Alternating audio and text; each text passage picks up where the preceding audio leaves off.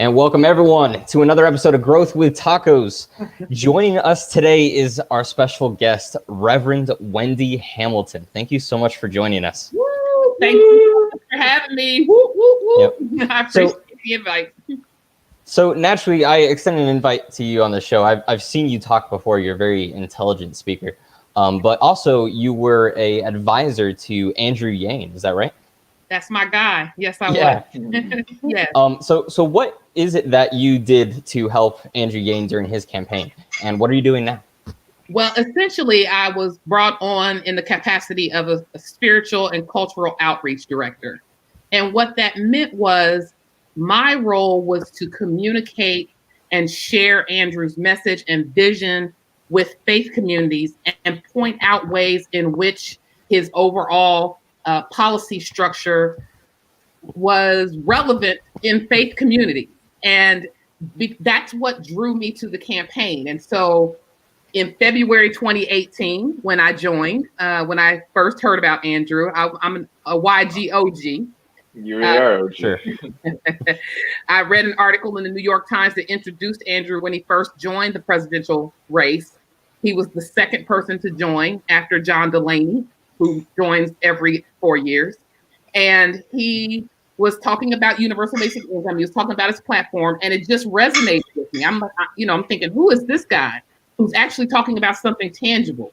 He's not just talking about rhetoric, about promises, like we're going to raise the minimum wage. We're going to, do all these sort of pie in the sky type things that right. I know, and we all know, having been around, policy in Congress, that things don't happen overnight, and you've got a lot of things that you have to do. But I just really liked what he had to say. I'm from Ohio originally.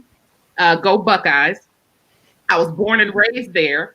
And so my grandparents and many of my friends and family members' parents and grandparents all worked in shoe factories and atomic plants and all the places that got hit in the late 70s, early 80s. And got shipped overseas, or jobs got automated away, and our small towns were left with nothing. And no hope, no comparable jobs to replace. In those days, 70s and 80s, you're making $17, $20 an hour. You're living good, in small town Ohio. I mean, you're at least living a middle class lifestyle. And when that job leaves suddenly, you can't just go work at Walmart. You've already got a mortgage, you've already got bills, you've already got financial obligations that you are now concerned about how you're going to meet them. And so when Andrew introduced the idea of UBI in that article saying, people are dying, people are struggling, we need to put money directly into their hands, all I could think about was how much of a difference that would have made for my family. If they had known that until we can find something else, at the very least, we got $1,000 coming. It could help them navigate that time better. It's kind of like a lifeline. And so for me, that really resonated. And it also reminded me of things that I preach about taking care of the least of these, looking out, being our brother's keeper, looking out for the poor, the oppressed, and the widow. And then his overarching message was humanity first, and how we seem to have gotten away from acknowledging and affirming one another's humanity. And I'm like, hey, this dude is preaching and don't even know it. So I need to know who he is. Hello, Sue. I need to know a little bit more about him, because I feel like I have a connection to what he's saying. And I've never been one to get involved with a campaign or politics simply based on personality or connect. I need to be able to connect to your vision. So I wrote to the campaign that day. They had an email, and I said, hey, my name's Reverend Wendy. I'm here in Washington, and I would love to volunteer if you're ever going to be here. And they wrote me back and said, great. Yes, of course, we're going to be in Washington at some point. And then right after that, Andrew wrote me back. I was like, is that the candidate or is that the campaign? But, right. It was like some generic Gmail address, right? And I'm like, but he was like, hey, Reverend Wendy, thank you for writing. You get it. Would love to work with you. And what I was saying to him was in that email was how much of, a spiritual overtone I felt like he, was making the case he was making. And so what my role then became is sharing that, because many people tend to associate faith-related, spiritual-related, religious messages with the right. They seem to have attempted to corner the market in terms of them being the party of faith and of family values, right, and that. But there are those of us on the left who approach religion and faith and spirituality through a social justice lens, much like Jesus did, but that's a whole nother sermon, who look at it based on the religion of Jesus and what he did when he was in the earth realm, as opposed to the religion about Jesus, which Christianity became.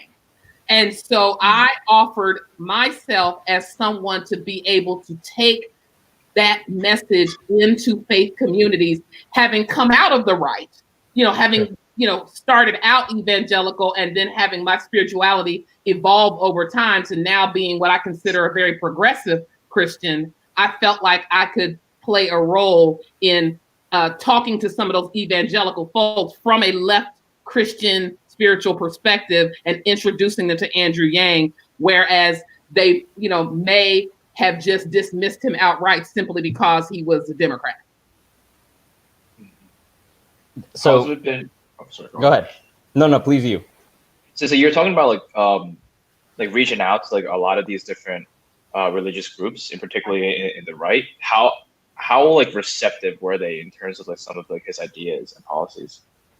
Well, what I'll say is they were willing to listen, because what I was the way that I would approach when I was sharing with some of the groups was, when you look at UBI in particular, it transcends ideology.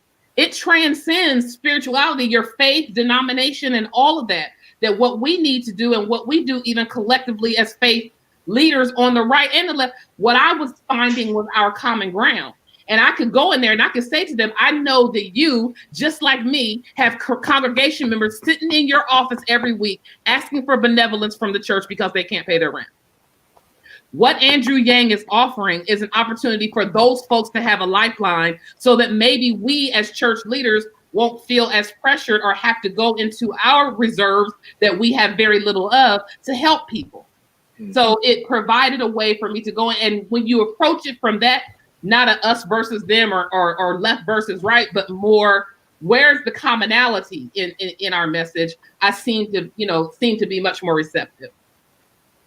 I noticed you attached a people's story to that as well. Like what you just said, there was literally nothing, left or right about it. It was just a story, And at the end of the day, we're all people, and people want to, generally speaking, people actually want to help each other. Generally speaking, they just have to see how it ties to them, I feel. And that's the thing. And that's the thing about, and that's why, God love us in Yang Gang. I love the Yang Gang family. I love all of y'all. Yang Gang. Yang Gang for life. Yeah. But, we're data folks and we're policy folks. And we will, I don't know about you, but I could, recite Andrew's stump speech. By the time, a campaign had ended, I think that I could recite, much of what he would say out there. But for the general person who, isn't that tied into politics, they don't understand the policy speech. Their mind doesn't think about it and process it in the way that we could process it, because we're comfortable with that language. So what you have to do is you have to break it down in a way that is relevant to their life and to their experience. So you're still talking about policy, but you're talking about it in the context of how that policy directly relates to them. Once you make that connection, they'll go explore the policy for themselves. They just want to know what's that got to do with me? We're self-centered, if you will, which is, that's not a bad thing. But at the end of the day, and sometimes people would say to me early on when I was getting involved in politics and supporting different campaigns and helping out, and people would say, well, Wendy, particularly as a person of faith, and even back in my evangelical days, they would say, well, you got to support the person that espouses faith in the way that we do as evangelicals. You support candidates who support, abortion, or they support, abortion rights. And so they wanted to get into all of these sort of heavy issues. And what I said to them was, as much as I, appreciate people's passions and feelings around having a person that they believe shares their faith in office, I don't necessarily need that. I'm not looking for a pastor. I'm looking for a president. So Sure. if the president, he or she happens to share my faith and my values, great. But I really want to know whoever's in office, what y'all going to do about student debt? Because I still got a little bit of that. I really need to know where you stand on UBI, because that to me right now impacts my life and is much more important to me than where you worship or don't worship on a Sunday or a Saturday, or if it's in a mosque, or if it's in a synagogue or in a church. That's not going to put any particular food on my table, and most Americans are there. Yeah, I can see you're a very strong proponent of the separation of church and state. Yeah, I just think that it is a little bit the influence of it is outweighed, is outsized, I guess is the word I'm looking for. I'm not saying that it has to be completely separated. I think we have the same goals in mind, but it's when the blur between church and state, when the line becomes blurred, that it becomes problematic. Because I think that a president wanting to take care of the poor and someone of faith suggesting that my faith espouses the same thing, I don't think that necessarily is confusing anyone. We can have the same goals in principle. It's when I start trying to impose my particular principles on someone who doesn't share the same values and same principles. Right. Absolutely. So hi, Jason. I'm sorry, I saw Jason say hi. Hey. Oh, yep. Good. Sorry, you couldn't make it today. Yeah, you're very popular with the audience right now. Oh, I love y'all. So, oh no, go ahead, Devin. Yeah, I just want to say real quick, Wendy, I think something you briefly touched on earlier there that I not necessarily relate to myself, but I think I've seen a lot of is this. You mentioned that you came up evangelical, and you kind of hinted at this idea that you were more right-leaning, like in your, growing up. Is that what you're kind of implying? And so, can you talk a bit more about like what that transition was like? Because that people making the transition, whether it's faith-oriented and shifting or any other way of going about it, is so fascinating. And it's and that's really what you said you were trying to do when you were approaching people yourself, right? And trying to relate to them. And so just can you tell us more about that? So what had happened was I did not grow up actually in church actively. Like I said, I'm from Ohio. We were from a small town. We did go to church for holidays. I called us CME Christians, Christmas, Mother's Day, and Easter. That's when we went. Yeah, 3 times a year. Outside of those days, we really didn't go much. My parents divorced early. My brother and I were raised, for the most part, by a single mother who worked a couple jobs. She just didn't have the time, free to also get us involved in a lot of activities related to church and things like that. It really wasn't until my college days at Howard. I live in Washington, D.C. now. That's where that's my second home. I call this my adult home because I came here to go to Howard University and stayed. So once I got to Howard, again, really wasn't involved in faith or church or anything like that. But my mother ultimately got sick and passed away. I was in a relationship about to be married, and that split up. I found out I was pregnant around the same time. So it was just like this convergence of life issues, right? That happened all at the same time. I'm just graduating from college and life is like, boom, boom. And so I made the decision at that time to move back to Ohio for a little while. And I always had these religious cousins who were always telling me, you should come to church. You need Jesus, And I was like, okay, whatever, but I'm living my life. And so this time though, when life had knocked me off my feet and my cousin said, well, come to church. I'm fine, whatever. I'll do anything, to help feel better, to help uplift, make me feel uplifted. And so they invited me to church and I went, and it blew me away. Just the messages and the connection. It's what I needed in that moment. I didn't realize how empty I felt spiritually and how much the assistance of being in a church and a faith community and the messages I was hearing would be helpful to me in my life in that moment. And I loved it. That particular church was, as I started learning more about faith and right versus left and all of that, was a evangelical, traditional kind of Black, non-denominational, run around the church, speaking in tongues, throw your hands up, all that kind of stuff. But I was like, hey, I'm with it, had this young pastor and his wife, and they called us, the hippest, hypest church in the Big Ten Conference in Ohio. So I was like, yeah, my kind of church, right? Yeah. And so it was really good for who I was in those days. But as I began to develop my own sort of journey, along with, reading and studying and wanting to know more about faith. I mean, this pastor at that church really began to pique my interest, and I would go home and I would study more and all of that. And as I grew in my faith, in my understanding of faith and of God, it didn't really line up. It didn't continue to line up with what was being taught there. And what really turned me around or really put me on the path to sort of a conversion toward progressive theology is when I went to seminary. So I did go to seminary at Howard University as well. Okay. I returned to DC after going back to Ohio for a little while. I ultimately did come back to DC, which is where I've been. And I went to seminary. And it was there that I got introduced to faith and spirituality from a very different perspective, one that was not familiar to me in terms of what I had been learning up to that point.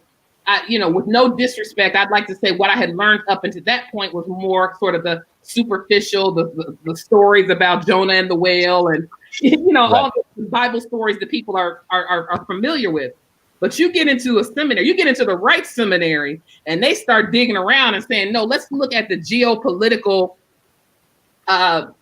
considerations of the time and what that means. And no, that scripture that you're reading, that's not the context for that scripture. Let's break that down. Let's exegete that passage and see what it really meant. I'm like, exegete? Can't we just, I thought, ain't this real? And honestly, Devin, one of the things that turned me around was my psychology of religion professor, Dr. Hobson. I'll never forget him. He's amazing. And he asked this question. He said to us, what would you believe if you hadn't been taught what to believe? And I said, wait a minute, hold on. And he essentially was saying, what you've come to learn about God, what you've come to learn about faith, about yourself, about your life, a lot of it has been taught to us. And we haven't questioned it. We've just gone along with it. Family has passed down stories or traditions to us, and we've never even asked if that works for us. We've never, taken the opportunity to critically think and say, but does that, I know that's what grandma believed, but I don't know, that doesn't sit right with me because I did not necessarily have the same experience maybe that grandma had. And so that was the turning point for me, Devin. Now I'm starting to think about the things I've come to believe about faith, about Christianity, and I'm thinking to myself, I don't agree with that. I don't agree with that either. And particularly I will say when it comes to LGBTQ issues, I'm someone who has always considered myself an ally, a very strong ally of the LGBTQ community. And however, growing up in the evangelical church, or in that church, not growing up, but being a part of that evangelical church, and their position on LGBTQ issues was that it was sinful and they should be rejected, and all of the terrible things that you hear, unfortunately, from some arenas in Christianity. And I went along with it in the moment because I thought that's what a Christian is supposed to believe, and that's what the Christian is supposed to understand. But as I started to unpeel and think about the fact, that's never who you've been. They're teaching you that. That's not what you believe. You've always been open, because what I was finding was in these evangelical spaces, people who were closeted were finding me. And they were saying, you seem like you're safe. Can I tell you that I'm struggling right now with my sexuality and I really love God? It's hard to sit here every week and be told that, I'm damned if I don't change the way I think. And I always believed that God was big enough to love you. And that's what I would tell them. I'm like, I don't know what you're saying, but I think God loves you. I don't think God made a mistake, when they made you. And so beginning to reconcile who I was with who I was being taught I was supposed to be as a Christian was the sort of the battle that I went through that ultimately brought me to a conversion and being able to stand in my own truth, not the truth that someone else held from me. Yeah. I remember, like 13 years ago, I was in high school and I grew up similarly to you. And, there definitely wasn't any hate towards homosexuality taught at my church. But we were taught that homosexuality was wrong. We weren't taught that being a homosexual makes you a bad person. Far from it. In fact, we were taught specifically that it doesn't make you a bad person. Everybody's a sinner was the mantra. But I remember, still being taught that it was wrong, and accordingly, that marriage was supposed to be between a man and a woman. Right. And I remember thinking, all right, well, I mean, you still have civil unions, so you can still get government recognition. So what's the problem? Yeah, marriage should stay between a man and a woman. And I remember, thinking that because that's really the thought that was imprinted on me. It wasn't the thought that I'd independently thought myself. Add a couple of years to that, and I realized, like, wait a second, marriage means different things to different people. Exactly. So, like, you can tell a Christian church can have their idea and concept of marriage, and it can be a holy construct, However, when the government is saying, all right, you two are allowed to get marriage, it doesn't have to be in that church. It doesn't have to be the same holy construct at all. I studied different language, Spanish, at the time, and studying languages really made me realize, like, this is a one word that we're effectively ascribing multiple meanings for. Right. And that's really all this debate is about? Like, really? That's it? It's you have different definitions of it on different days, and to suggest somehow, and again, it's really about the lived experience. And if we're willing to be honest in the church, because I am real and I do, say things that, probably people are like, oh my God, Pastor, what are you saying? But, at the end of the day, number one, if you're against gay marriage, then don't get in one. It's simple as that. I mean, you know what I'm saying? I mean, what? Yeah. This who somebody else, when if someone proposes to you of the same gender and you're not interested, just don't be interested. But because that's not for you, does not give you license to, ascribe that to someone else, what you believe or what your standards are for someone else. And if we're honest about Scripture and how Scripture has been put together, most of what was talked about regarding homosexuality, that was Paul. That wasn't Jesus. That's Paul. And so let's be clear about who was writing these epistles at the time, their own motivations. Much of the Bible that we've come to understand today was written 100 years after Jesus ascended. So people are going on their best recollection of the time that they had with Jesus, why there's so many discrepancies across the gospel. I mean, I could give you an entire history of Christianity lesson right now, but I'm not going to do that. I'm going to let you go search on your own. But a lot of the stuff that we're espousing, and that's why I felt it was really important, that statement that Dr. Hobson made, because what he said was, what you've learned about God, a lot of it's been taught, and he was right. He said, so be willing to consider the possibility that what you've come to learn about God isn't the full story. Be willing to consider that what you understand about faith and about yourself isn't the only way that story or that faith or what you are telling yourself about that has to be interpreted. And it was so freeing for me because I had for so long up until that point had sort of a one-track mind. I mean, even when it came to in evangelical spaces, a lot of times they will kind of diminish other religions, right? So they'll suggest somehow that Muslim, Islam and other faiths, Buddhism, those are all pagan religions. Christianity is the true religion. So imagine going to seminary and then letting us know that we have to take a world religions class. And not only do we have to do that, we're going to be expected to go visit the worship service of a faith different than our own. What? Oh no, I'm getting struck down by lightning. That's what I've been told. What are you talking about? What do you mean? Because up until that point, I had been taught that other religions other than Christianity were not valid, essentially. And so I had to be willing to wrestle with that. Like, well, what about that is true for you? What, you don't even know anything of, to be able to deem whether someone else's religious experience is valid or not. And so one of the religions that I had picked in that class was Sikhism. And so I got a chance to go to a Sikh temple, and they were so friendly and warm. And I just, I thought about it because I was so afraid to go at first. I was afraid to fulfill that assignment, literally crying because I was scared based on what I had been taught that somehow I was going to be doing something wrong by exploring another religion. And I called one of my friends that night on the way home from class, and I was crying, I gotta go visit another religion, and they were like, "Aren't you a seminarian? Like, what? What's the problem?" And he was like, "And Wendy, he didn't say go convert. He said go visit."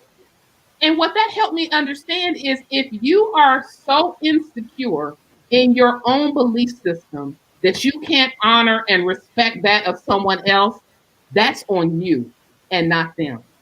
If you are sure about what you know about yourself, then having a conversation with somebody who doesn't think, believe, or love the same way you do should not shake you to the point that you start to question your own foundation. If it does, that's about your foundation, not about their difference. Wow. Yeah. Very, very well said. If you're up for it, Reverend, we have a question from Sue, or two questions actually. Okay. So yeah, the election is next week. If Biden wins, how likely would Biden support UBI, do you think? And if he doesn't support UBI, what should Andrew and we do to make that happen? So I'm going to go, full optimism here. And, because I do want to believe that if Biden wins, that he will come around to the idea of UBI. One of the things that gives me hope that he would is that Kamala Harris had begun to come around to UBI and actually is helping to sponsor, she, Ed Markey, I think it was, and Ro Khanna, or maybe I'm confusing Ro Khanna and Tim Ryan's bill. But anyway, either way, Kamala right now was in support of the $2,000 stimulus payments for 4 months, retroactive to March. And so he helped to co-sponsor that. And that's progress for her, even from the campaign, because when we were on the campaign, with Andrew and all of us, when Andrew, everybody knows when Andrew first started talking about UBI, people laughed at him. I mean, literally, even Kamala and Pete Buttigieg on stage at one of the debates bust out laughing the night that he offered 10 families UBI. Never mind, our website crashed, and we gathered about 500,000 emails that night. But they laughed at him. But as the idea started to take root and began to generate a little bit more conversation around it, then you saw at least some of them starting to add similar language to their platforms. And Kamala's was something more along the lines of a $500 tax credit, or EITC, something for children. But it was a stimulus. It was a form of a stimulus that would come on a regular basis. So it kind of had the same principle as the UBI. And now, fast forward to now, and she's like, yeah, we need direct cash relief to the people, $2,000, universally for 4 months, retroactive. So I think that we've got her on board enough, not only that she can be in Joe's ear about it. I'm also hopeful that Andrew will be brought on, to the campaign, into the administration. And so that he will also, he's already serving in an advisory capacity on the Small Business Task Force, which is good. So that puts him in the universe. So I do think that having voices who are already on board or close to it will help nudge Joe. For me, I just think I want to yank Joe up. I love him dearly, with his old self, don't have no problem with Joe. I just think that he's stuck in a 20th century mentality, and he's still thinking about the world in this mind frame of working families and and just getting things going and taking care of the working class, not elevating his thinking into the 21st century. But he does recognize Andrew's contributions. He recognizes his intelligence. He was one of the only ones to talk about the fourth industrial revolution. And I think the second part of her question, that we as the Yang Gang just need to continue putting on the pressure. That's all we can do. I mean, the one thing we do now, we'll get a hashtag campaign going in a minute. We'll get a call-in brigade going to senators and to those switchboards, and we have seen the Yang Gang collective efforts move the needle many a time. And so we'll just have to keep that pressure up. The good thing, and like I said, I'm going full optimism, is, sometimes there's just a thing such as divine timing. Sometimes there's just this window where everything is kind of coinciding. And the fact that we're in a pandemic, the fact that we haven't, gotten any help since March, but even the fact that a stimulus check did go out, I credit Andrew. I mean, I might be biased, but the fact that that $1,200 stimulus check did come to us, they might have come up with something, but when they first started the conversation about what they were going to do for the people, they started at $1,000 a month. It ultimately became $1,200. But all those people that were laughing at Andrew when this pandemic hit was blowing his phone up. So, Yep. It may have seemed funny. They were laughing then, but no, there's no laughing matter now. Now, you see article after article. That Andrew Yang was on to something. That Andrew Yang, he was right. I want to get a banner that just says Yang was right. Just, walk around Capitol Hill with it. So I think that this is the timing of right now. They're going to have to prayerfully, if Biden wins, they know they're going to have to do something. And it's going to have to be substantial.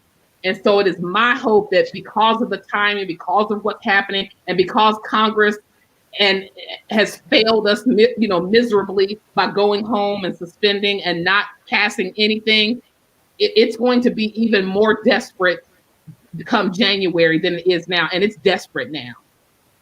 So you have to exploit those windows. And so I think there's an opportunity there for us. Yeah.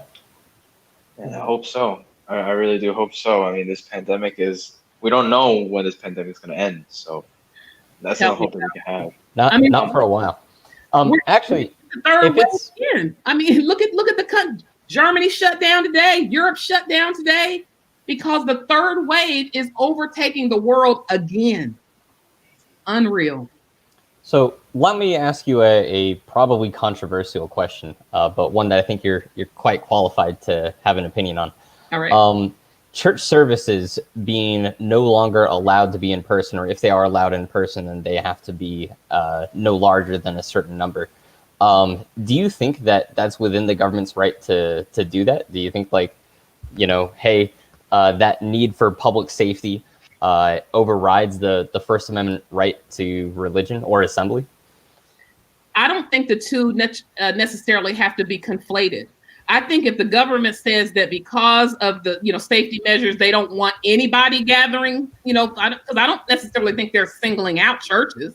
They're saying, in spaces where there's 50 or more, that's just not a safe space to be in. But I'll say this, that I actually didn't have an issue with it at all, because first and foremost, church is not in the building. It's in here.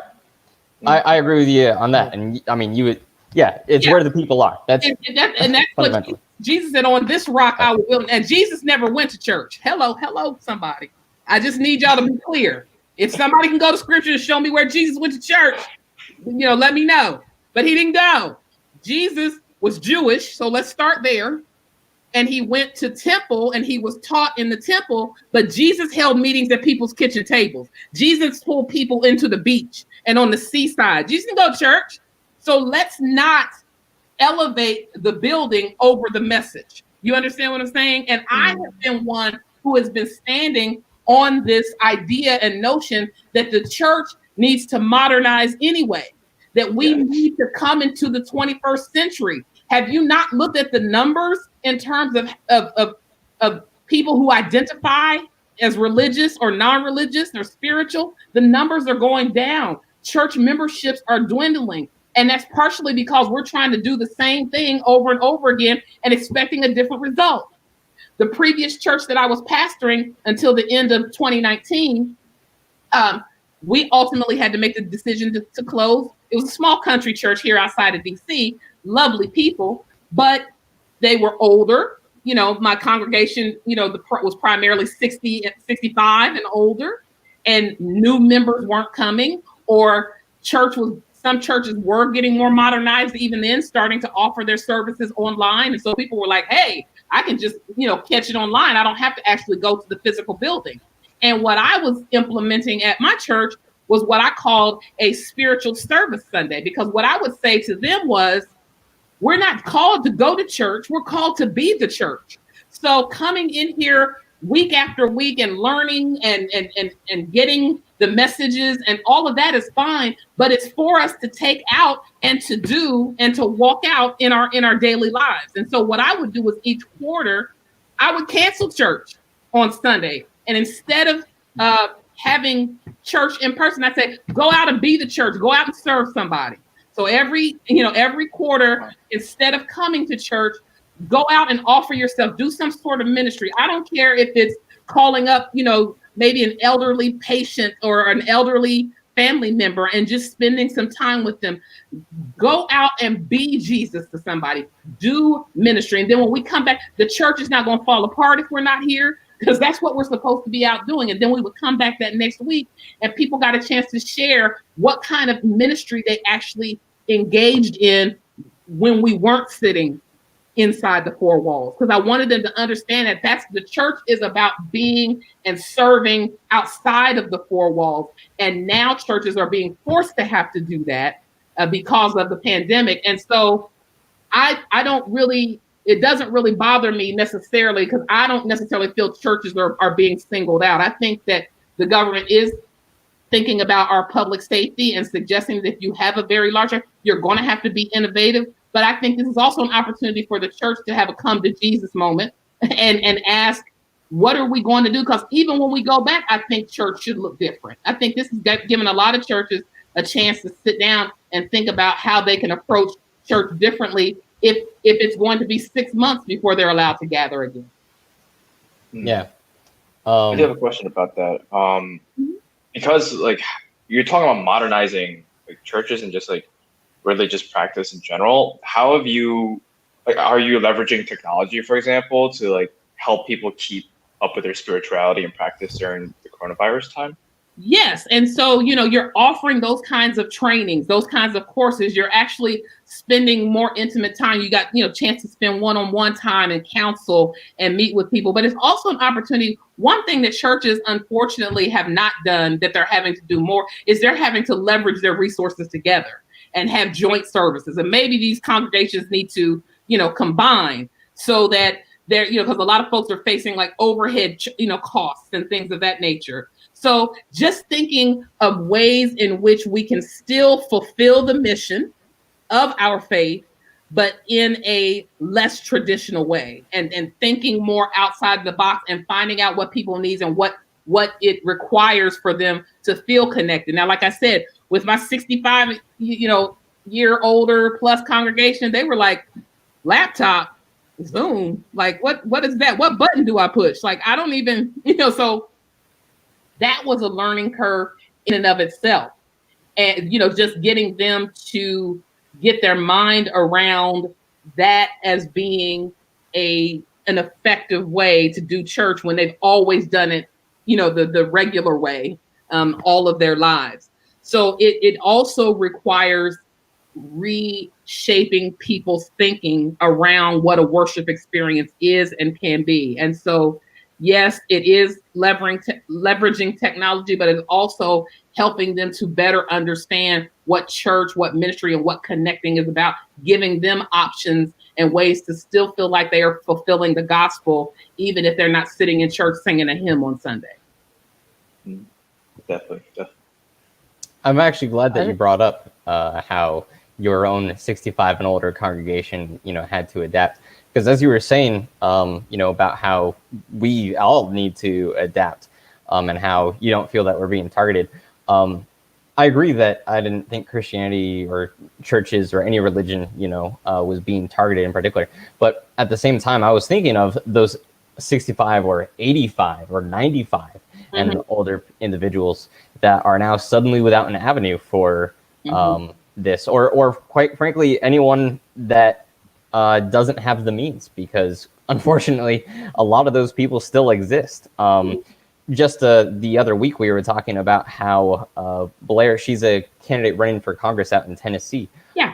How Blair, she, go girl. yeah, she herself doesn't have access to broadband where she lives. Right. So she has to drive 30 minutes just to be able to have any sort of, live streaming in the slightest. Right. And I was hearing this secondhand, but I'm thinking, like, these are still real people, and they might not be representative of the average American, but these people are still very much being kind of like falling throughout the cracks. And it's a lot harder, I think, to say like, oh, hey, you need to adapt, when it's quite frankly a lot more difficult for them to do so. Well, when I say adapt, I mean adapt customized to the needs of your congregation. Now, some folks who have even much older than that, if they're not able to log on, I'm seeing people do remote sort of drive-in services where they're letting, asking people to come to, or they're driving to them, and just, for some of the older folks, because, I had folks who couldn't come to church who were sick and shut in. So, maybe it's a situation when we could go visit, you go and offer them, I take communion to the hospital. I take communion to their assisted living facilities. So it's about being innovative based on the space and the congregation of people that you are dealing with. But thinking about what is the best way and asking them, I recognize that maybe you can't, and what would be a most meaningful experience for you? And we'll do what we can as a ministry to help make that happen, because we don't want anybody to fall between the cracks during this unprecedented time. But we also want to keep you protected and I don't want my 85-year-olds trying to, to come in and they're immunocompromised and they're elderly and that. So that's why I'm saying it's contingent upon churches to break that paradigm and be willing to connect with their folks on a different level. And if you truly are about ministry, if you truly are about taking care of your people, this has presented an opportunity for you to demonstrate that. Yeah, I agree very strongly with that. And I think that's a phenomenal attitude to have about it. On a change of topic, Sue asked another question. All right, Sue. Well, I guess it was more of a statement than technically a question, but you do live in DC, you stated. I do. So we hear there's a large police protest going on. Have you heard of it? Yeah, I did. I saw them all lining up tonight. They closed off Georgia Avenue, which I live in Ward 8. This is actually happening over in Ward 4. If I don't know if any of you all are familiar with DC, but it's actually happening over across town from me, not very far from Howard University, where I went to school. And well, first and foremost, protests happen in Washington, D.C. every day of the week. Yep. We are the protest capital of the world. So on any given Monday through Friday, somebody is protesting something. And especially, when the George Floyd protests were happening, the Women's March comes here, all of the major national marches converge on Washington. So we're kind of pros when it comes to being prepared for protests to be happening. This one that's happening tonight actually is in response to a young man who was unfortunately killed in a police accident. He was on a moped. I don't think it was last night. I think it was the night before. He was on a moped, engaged in kind of like a chase with the police, and ultimately, in trying to get away from them, collided with an unmarked SUV. He was on the moped. I don't think he had a helmet on, and he ultimately died from his injuries. And so, yes, they are protesting that. We have seen an increase in gun violence, unfortunately, here in DC. Things have calmed down in the last maybe couple of years, but they seem to have escalated again. What I will say is I don't see as many of some of the issues that we see in other jurisdictions when it comes to police brutality. And again, I think that's because we're so used to protests here. We're so prepared. We've been through these drills so many times that they have come up with a fairly dynamic plan. Like I saw notices going out earlier today. There's a planned protest tonight, for precinct. Here's the roads that are going to be closed. Here's the areas not to come to. So they let us know ahead of time what they were anticipating. I saw there's a large Walmart up there, and they were showing Walmart was already boarding up their glass. It's kind of like we almost have like a protest mode here where we know what to do and to go into, to try to limit as much, damage and confusion. I am one, I don't like to get back and forth into the rioting, looting, kind of argument versus protests and all of that. I believe that, riots are the voices of unheard, people who are unheard. And I think Martin Luther King Jr. said that. The conversation around it is much more complex. And you have to take into consideration economic issues and injustice and where we are now. A lot of that is fueling some of the anxiousness and anxiety that we're seeing. But yeah, I don't live very far from there. And I do know that it's taking place, but I also expect that it won't devolve into anything, too terribly violent because we're used to it here. And as a matter of fact, what they discover, like we don't riot necessarily here in Washington, D.C. because we're so used to protests. So when things started happening downtown during the George Floyd, we're like, who's throwing bricks? We don't do that. That's not how we protest here. We're used to it. So we were, and it came to find out it was outside actors, people who would come in from different, places in the country and were trying to start setting fires in trash cans. I've lived here, the second half of my life. I've lived here for the last 20 years. We've never done that. I mean, DC had some big riots back in, 1968 when Martin Luther King was assassinated, a couple other times, Rodney King, 92. But for the most part, 99% of the time, ours are fairly peaceful here because of our track record and because of our experience in doing protests on a regular basis. I think that, you brought up a big point about the whole shift in anxiety. Like everybody's feeling this type of tension, and a lot of it's the political landscape, the social, economic landscape of things. And you're somebody who is in faith. And I'm not gonna lie, like definitely during the quarantine, during the pandemic, there's been many times when I felt really anxious or have felt really tense. And I know that I'm not the only one who feels this way. How do you feel that faith could play a role in social change and in the overall movement of advancing society? And this might be a big question, but I'm curious to hear your thoughts. No, because I just think that regardless of what your faith is, most people adhere to a faith because that faith brings them some sort of connection, some sense of being rooted and grounded in something larger than themselves. Yeah, strong agreement. Yeah, and when we get to a place where we can no longer be in ourselves, we turn to that which we feel like can handle the feeling of being out of control. We turn to what we feel, in some of my friends, and I've got a lot of friends on Twitter who follow me that say, I don't even believe in God, but I love you, things like that, which I think is really great. Yang gang atheists, big ups. I feel like, and even I, as a person of faith, have to acknowledge that I am finite. I am human too.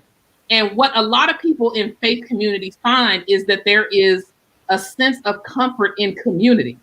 And so what I feel like is, even as a spiritual leader, my faith provides me the opportunity to know that if I'm feeling low, somebody's out there that's going to hold me up. Somebody out there is going to encourage me. Someone out there is going to allow me to acknowledge that I don't have it all together all the time. And if I did, I wouldn't need God in the first place. So one thing that you can acknowledge is that I obviously need something to hold on to, because I'm not Superwoman, I'm not Superman, I don't have all of the answers, but my faith says that I don't necessarily have to. And so when I have these moments, and I even put it out there on Twitter one time, and I said, it's been a rough day. I think, what really hit me, 2020 has been a year. But I'm going to tell you something. When the Black Panther died, that just really took me out. I just thought, everything else that's been happening. I mean, from the start of the year, even before the pandemic, Kobe Bryant died. There's just all of these things were happening. And then, Chadwick Boseman, who went to Howard, he went after me, he's a little bit younger than me, but he was a Howard graduate. We loved him. He was just here as our speaker for commencement 2 years ago. And he was phenomenal. And so, I love you too, Sue. I had this, sort of immortal sort of idea. And so when he died, I was like, 2020, you're just relentless. You're taking everybody. And I think, that coupled with everything else that had been happening. And I just went to Twitter and I was just like, guys, I don't know. I'm really low. It's really got to me. I don't know if I'm going to make it. And, they were right there. No, Wendy, you got it. You got it. We're right here. And I really appreciated that because sometimes religious leaders get in this space where we think that we can't let our armor down, where we think that we can't allow people to see our humanity. And that's a way to set yourself up, because even Jesus wept. Even Jesus went to the Garden of Gethsemane because he even knew what his purpose was when he came, but he still didn't want to do it. He said, Father, if you can make this cup pass from me, nevertheless, not my will, but your will be done. But in those moments of his humanity that he demonstrated, who am I that I feel like I can't show mine? So I think that is probably the perfect segue to get to a question that I've wanted to ask you since before you got on the show. Okay. So next week with the election, there's a real chance that we might not even have a firm winner that night. But even if we do or don't, there's going to be a lot of people in this country that are going to be upset. Correct. What is your personal advice to everyone on how to navigate the next coming weeks as people, person to person? So the first thing I want to do is plug my YouTube channel. Check it out. You streamed like 2 days ago. Okay. Yeah. So my YouTube channel is Community of Compassion, Reverend Wendy Hamilton. You can look it up on YouTube. I do spirit talks. So that's my way of remaining connected to spirituality. Since my church is closed, I'm not preaching regularly on Sundays, but I still feel like that's a very important lifeline that I want to keep connected. And so I do these kind of mini sermonettes on Sundays at 11. I go live, and but you can always access them during the week. And so please subscribe, click share, and all that good stuff. But I just did a broadcast this Sunday on what is your plan? Because I had posted on social media a couple of weeks ago, what is your election night care plan? What are you going to do? Because I don't think that people were fully thinking about taking care of themselves or needing to be prepared for outcomes either way. I can only speak for myself. 2016 almost knocked me off my feet. Well, it did knock me off my feet because I honestly thought Hillary was going to win. I'll just be honest. I can only speak for myself. I was so, convinced that she was going to win that I wasn't paying attention to any of the news during that day. I wasn't listening to exit polls. I didn't even turn on the television or anything till that night as the returns started coming in, right? And I was here by myself, and I turned on the television. I think the first state that came in was Kentucky, and Trump won. And I was like, huh? I mean, because I thought the whole country was going to be blue. I said, there's no way anybody in America is going to vote for a reality TV star. I just don't believe that. I don't care. I don't believe it. And so when I saw Kentucky flash that Trump had won, I was like, oh God. I was like, but okay, it's Kentucky. They're traditionally red. Okay.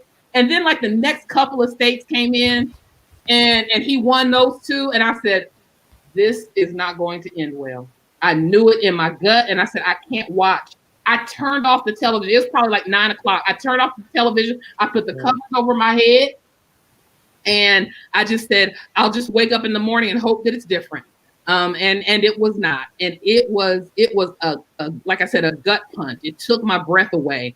And so, that being said, I really highly recommend that folks plan and have a plan in place for next week, because people are going to feel away one way or the other.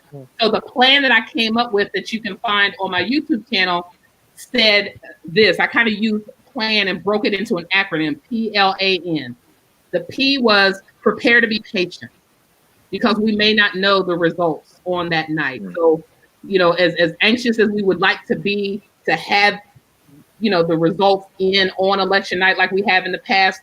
With the way this race is set up, that might not be the case. So prepare to be patient, patient with yourself, patient with others around you.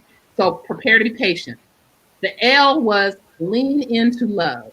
You are going to have to be loving towards yourself, towards people who are going to be upset, maybe calling, yelling at you. You got people that live together that are hoping for very different outcomes. This election in particular has split families, it's split marriages, it has really been heightened. And so we are going to have to lean into what love and unconditional love feels like for ourselves and for those around us, regardless of what the results are going to be. So prepare to be patient. P, lean into love. A, be aware, awareness around you, because from a safety perspective, there are lots of rumors going around about how people are going to react or respond depending upon how the results turn out. I have personally said that, should Joe Biden win, I'm going to go dance on the National Mall. I'd like to do that. But guess what? If I do go down there, I'm going to be watching my back, because everybody's not going to be excited about that particular outcome if that's what it is. And so needing to be aware of your surroundings, aware of what's happening, aware of who you're with and how you're going to respond. These are things that you need to be thinking about for next week. And then finally, the end is to nurture your needs. What are your needs when you get to a place where you're anxious and feeling like that? What can bring you comfort? What is something that you can utilize and rely on? Like some people responded to that post and said, "I'm buying tequila." Other people said, "I'm going to have, baking pie." Some people said, "I'm logging off all day. I'm not watching anything. Matter of fact, me and my family are going to have a game night and we're just going to hold each other close." Whatever you think you're going to need for that particular night, I encourage you to be thinking about that as well. Don't get blindsided. Don't get caught off guard out there, not knowing and not having a plan in place. So that's what I would recommend. I would also like to plug that I will be a guest on Humanity Hang next week, election night, where we are going to be having a safe space created to talk about the results of election night, how to prepare and help folks navigate that night starting at 6:00 on election night. I love that. Where do they go if they want to see that? I'll be posting it, but you go to Humanity Forward, movehumanityforward.com, and then it'll be Humanity Hang. So those happen every week on Tuesday nights, but this one is going to be a special edition, particularly related to creating a safe space to navigate the election results. Right. Well, it is 10 o'clock. It is. You said you have to leave us. I do. Reverend Wendy, thank you so much for joining us. It's been an honor to have you. Thank you so much. I hope it was helpful. Thank you guys so much. I really appreciate you, and look forward to joining you again sometime. Absolutely. Thank you so much. Love your energy. Thank you. Take care, guys.